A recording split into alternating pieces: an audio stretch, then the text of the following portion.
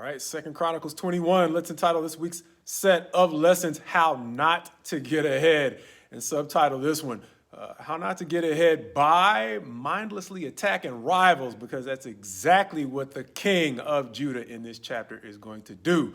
This time a man by the name of Jehoram. And the structure, I guess we'll see over at least 5 of the next 7 chapters is quite possibly going to give us a chance to better understand God's judgment, as we're going to get to see a distinction between the kings of Israel, who at this point God is going to seem to have simply allowed to go their own way, and the kings of Judah, who, as God promised through David, will still have a godly king or a man to sit on the throne until the time of the Christ. And so we're going to see in this chapter how God does something we see described in the New Testament. He chastens those he loves. As in this set of 7 chapters, we're going to see him render some relatively harsh judgments over at least 5 rulers of Judah until he gets the kingdom back to a semblance of stability. Starting here, though, in these chapters, we're going to see, much like in this one, the chapter is going to start out with a brief description of what the king's reign looked like.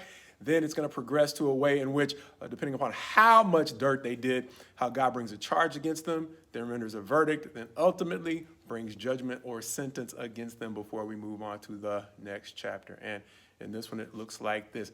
Jehoram got the kingdom from his father, Jehoshaphat, a relatively good king who took after one of the upsides or positives from one of his predecessors, Rehoboam, who was an iffy king. He was the one under whom the throne was split between Israel, the northern 10 tribes, and Judah, the southern 2. But he did one thing well. He got the kingdom in great shape to pass on to his son by making sure his son did not have to deal with unnecessary rivalry from his brothers, by making sure they were all given a nice portion of stuff in their own territory. And so it worked out well for that next generation. And so Jehoshaphat is going to mimic that here. He's going to make sure that all the brothers have a lot of stuff in their own territory so that they're content.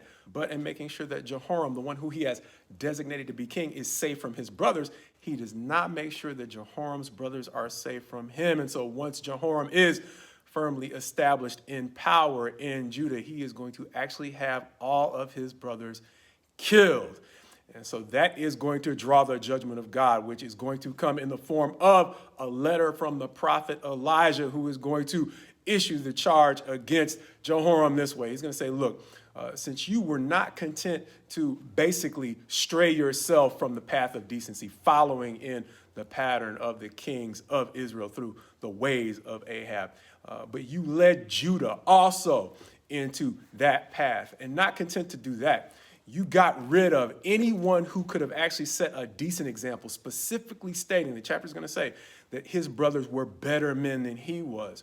And so in doing these 3 things, what you've drawn is condemnation for yourself instead of security from the threat your brothers might have posed by actually having been better leaders than you. And so he's going to say the judgment you have attracted is in the form of a plague, and it's going to be a plague on the people that you've led astray, a plague on your children, a plague on your wives, and a plague on your stuff. And it's going to seem awful similar to the distinction we've seen before between blessings and curses. Even though it's going to say plagues in this chapter, we've talked about before in recent sermons and recent lessons, the way in which a period of blessing seems to take whatever you're doing and put it in an environment that just makes it super easy to succeed in ways your own abilities simply couldn't accomplish. On the other hand, a curse puts you in a situation that no matter how hard you're working, failure seems to be all that comes from it. And that's exactly what's going to happen here, as once the verdict is rendered, the sentence is passed. And in fact, they are going to be invaded by nations that they should have otherwise subdued. Likewise, Jehoram is going to be plagued by health problems that are going to have one difference, and that is they are going to be incurable. And so as opposed to kings like Hezekiah or Asa, who in the case of Hezekiah, we saw he was specifically given 15 more years to live after he was told to get his house in order and get ready to pass. Or Asa, who even though he did not appeal to God, the chapter seems to clearly say he still had an opportunity to potentially find healing.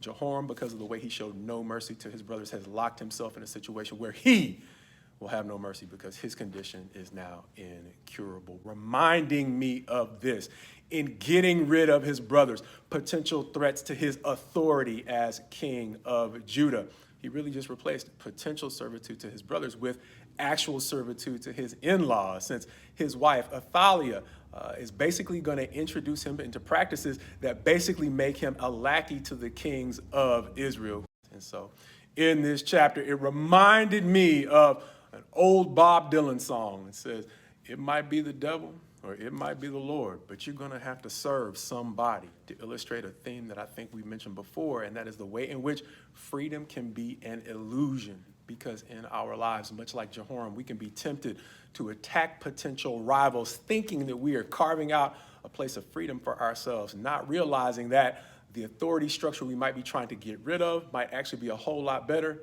than the one that would replace it.